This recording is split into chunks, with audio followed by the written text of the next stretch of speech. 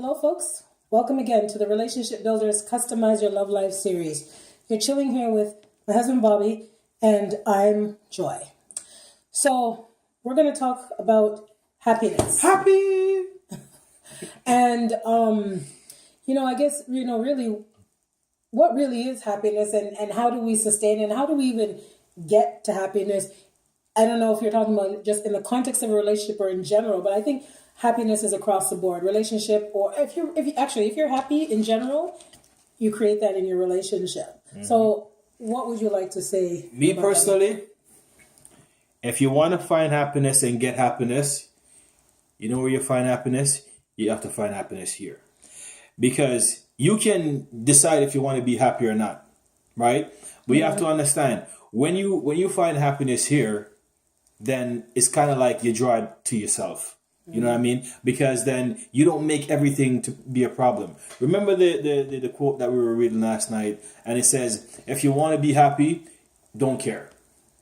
Don't care about all the problems, what everybody thinks and whatever. Don't care. Because you know what? When you don't let it bother you, that's when you become more happy, because it's not on your shoulder. You're not carrying around with you, right? So happiness starts with you.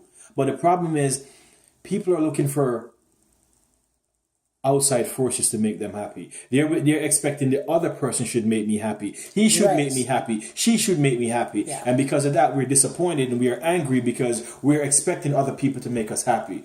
And really and truly, nobody can make you happy. You have to be happy with yourself and be happy first. When you're happy first, then you know what? Then it's like I said, it's like a magnet. It attracts it to you, right? Mm-hmm. And the point that a lot of people is missing is that do not look for somebody else to make you happy, right? The government can't make you happy. You know what I mean? Not even your wife or your husband can make you happy. Not even your kids. Because if you're not a happy person, then nobody can make you happy, because everything they do is going to piss you off because you're just not happy. Because look at a person who's always angry and pissed.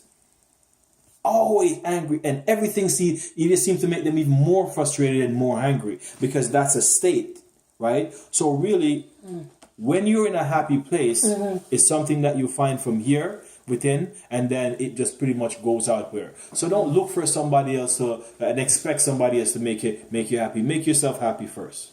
Oh no, I guess you said it all then, because really, happiness is really, a state that comes from you, and really, you have to really just choose thoughts that don't lead you down the path to unhappiness, and choose the thoughts that make you more happy. And let's face it, the reality is a lot of people aren't happy, therefore it's going to take some work to bring them back there. But listen, being in a relationship is great, and I'm of course we're huge advocates of that.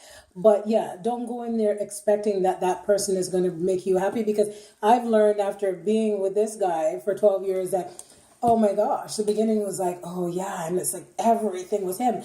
And, but then there's times when I wasn't happy, and I realized he couldn't change that in me. There's nothing that he could do to change that in me. I had to find that in myself. And I realized the happier I became, or the more grounded I felt in myself, and the more I built my self-esteem and my self-worth, is that the better the relationship got. But when I wasn't happy, I was pulling the relationship down. It was, it's like the relationship was like struggling to survive and breathe, because I wasn't okay with me. And then you throw it over on everybody else. Everybody else becomes responsible because you're not happy. You can't look out there for it. You gotta create it in here. Yeah. However you do it. Yeah, and the thing is that, you see, that's the thing though, right? And people blame other people for their unhappiness. Yeah. You ever say, oh, he makes me so unhappy.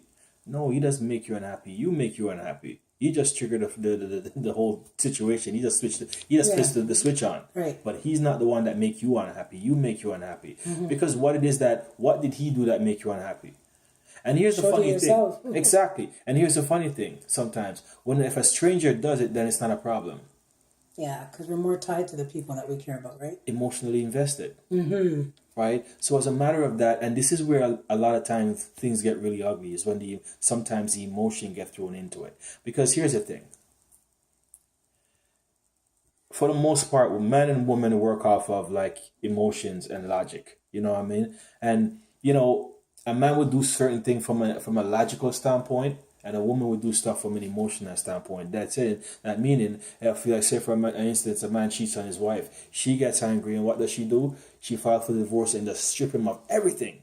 And sometimes for her, she's probably well off, but it's not the money. It's to say, you son of a, I'm going to give it right back to you. So, and this is because you cheated on me. You hear that song with Blue Control, hit him up high, you know what I mean? This is for all the pain you caused, right? Because for woman, it's emotional, right? But for man, it's more on a, logical level, what makes sense, right? And the thing is, because we're so emotionally invested, and we live in a society where we're so hypersensitive, you know what I mean? Everything hits a nerve. And the worst part about it doesn't hit the nerve that make you feel happy. You know what I mean? We quicker to respond to the part that pisses us off and make us angry and upset. And because of that, like we said earlier, people are locked in a certain state. You have people who are locked in a fear state. Then from the minute they get up, they fear, they're worried. Oh, am I going to pay the bills this week? Am I going to have my job still next week? How's the kid? They worry. And they're that's where they are. They're in a worry state. Then you have some people that are just in a pissed off state. You know what I mean? The minute they get up to go to bed, everything pisses them off. Yeah. And you have some people that you can't even touch with a feather. You say nasty things like, yeah, you're right. But they go right back into it again because they don't allow themselves. Because you know what? When you're pissed off, it doesn't feel really good. When you're angry, it doesn't feel good. And it takes a lot of energy when you're really, really pissed, right? And even when you're really, really sad. And even